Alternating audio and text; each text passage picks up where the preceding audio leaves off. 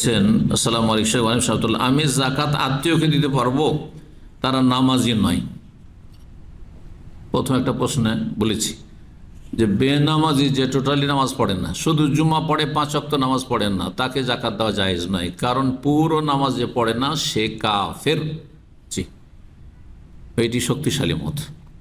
মাঝে মাঝে পড়ে, মাঝে মাঝে পড়েন না, তারা বড় কাফের না ছোট কাফের? একদল বলছে তারা বড় কাফের, যখন ছেড়ে দিল তখন বড় কাফের হয়ে গেল, আবার যখন পড়লো তখন ইসলামে আসলো। কিন্তু এই ক্ষেত্রে আরেক দল বলছেন যে না, মাঝে মধ্যে পড়ছে, মাঝে মাঝে পড়ছে না, 3 ওয়াক্ত পড়ে, 4 ওয়াক্ত পড়ে, ফজর পড়ে না, 1 ওয়াক্ত 2 ওয়াক্ত কম পড়ে, বড় কাফের নয়, ছোট কাফের, পাপিষ্ঠ, ফাসিক। তো এইরকম লোক যদি হকদার হয় তাহলে আত্মীয় হোক আর অনাত্মীয় হোক দেওয়া যাবে, কিন্তু যে মুসলিমই থাকলো না তাকে জাকাত দেওয়া যাবে না।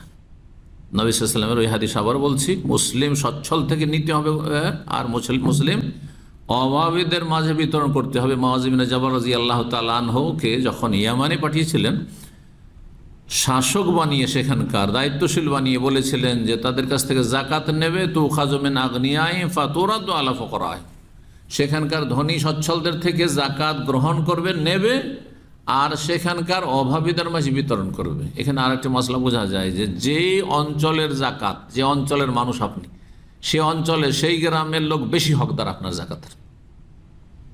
জি, সেই গ্রামে, সেই এলাকায়, সেই দেশে অভাবী নেই বা তার চেয়ে বেশি অভাবী অন্য দেশে আছে, দূরে আছে, তখন তাদেরকে দেবেন। জি, এটাই হওয়া উচিত। কিন্তু যদি দেখা যায় যে আমি আমার ওই জায়গায় যেখানে আমি বেড়ে উঠেছি, যেখানে আমি আমার বাড়ি, সেখানে আমি পৌঁছাতে পারছি না, তাহলে যেখানে আপনি প্রবাসে আছেন অথবা অস্থায়ী আছেন সেখানে হকদারদের মাঝে জাকাত দিয়ে আপনি মুক্ত হয়ে যাবেন। কিন্তু জাকাত আপনি সরাসরি দেবেন অথবা বিশ্বস্ত মাধ্যম দিয়ে দেবেন, যার তার মাধ্যমে বিতরণ করাবেন না, এটি মনে রাখবেন।